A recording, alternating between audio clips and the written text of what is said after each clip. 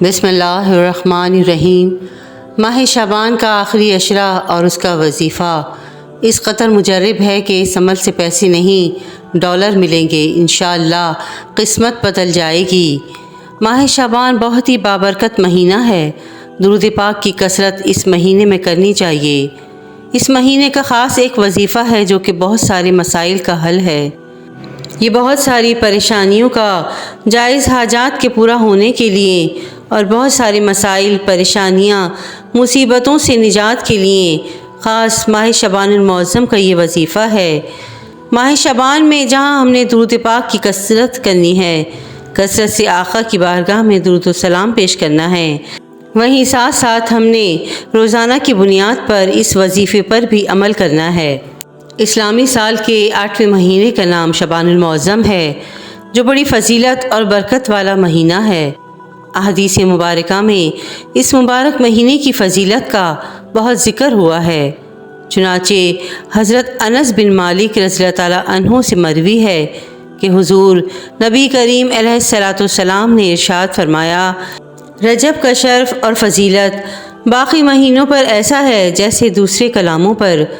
قرآن پاک کی فضیلت اور تمام مہینوں پر شعبان کی فضیلت ایسی ہے جیسے تمام انبیاء کرام پر میری فضیلت ہے، اور دوسرے مہینوں پر رمضان المبارک کی فضیلت ایسی ہے جیسے تمام کائنات پر اللہ تعالیٰ کی فضیلت ہے۔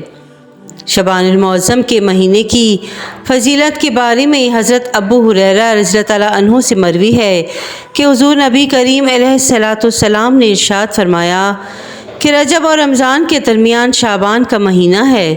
لوگ اس کی طرف سے غفلت کرتے ہیں، حالانکہ اس ماہ میں بندوں کے اعمال اللہ تعالیٰ کی بارگاہ اقدس میں پیش کیے جاتے ہیں، اس لیے میں پسند کرتا ہوں کہ میرے اعمال اللہ تعالیٰ کے حضور میں اس طرح سے پیش ہوں کہ میرا روزہ ہو۔ حضرت ابو امامہ رضی اللہ تعالیٰ عنہ سے مروی ہے کہ حضور نبی کریم علیہ الصلاۃ والسلام فرمایا کرتے تھے کہ جب شعبان کا مہینہ آ جائے تو اپنے جسموں کو پاکیزہ رکھو اور اس مہینے میں اپنی نیتیں اچھی رکھو، انہیں خوبصورت بناؤ۔ ماہ شعبان اب رخصت ہونے کو ہے۔ ماہ شعبان کا آخری عشرہ اب قریب ہے۔ اس میں جتنی چاہیں رحمتیں اور برکتیں لوٹ لیں۔ اللہ تعالیٰ اس ماہ میں اپنے بندوں کو بہت ساری نعمتوں سے نوازتا ہے اور بہت ساری پریشانیوں سے نجات دلاتا ہے۔ جس نے شعبان کے مہینے میں اللہ کو راضی کر لیا، وہ رمضان میں بہت ساری خوشیاں دیکھے گا۔ اس کی تمام جائز حاجات پوری ہوں گی، اس کی ساری پریشانیاں دور ہوں گی، اس کے سارے مقصد پورے ہوں گے، اس کے رزق میں برکت ہوگی۔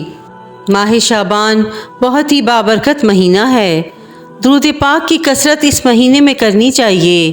اس مہینے کا خاص ایک وظیفہ ہے جو کہ بہت سارے مسائل کا حل ہے۔ یہ بہت ساری پریشانیوں کا، جائز مرادوں کے پورے ہونے کا مہینہ ہے۔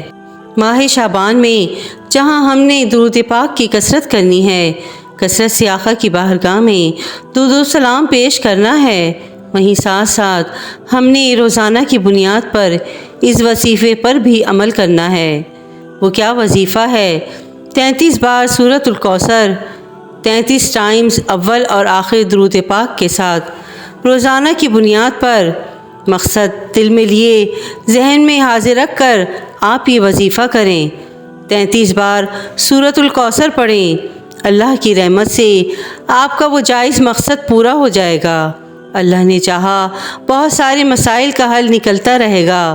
تو روزانہ کی بنیاد پر اور شعبان کے آخری عشرے میں خاص طور پر بالخصوص سورۃ الکوثر 33 مرتبہ پڑھنے کی نیت فرما لیں۔ انشاءاللہ الکریم اللہ کی رحمت سے فوائد حاصل ہوں گے۔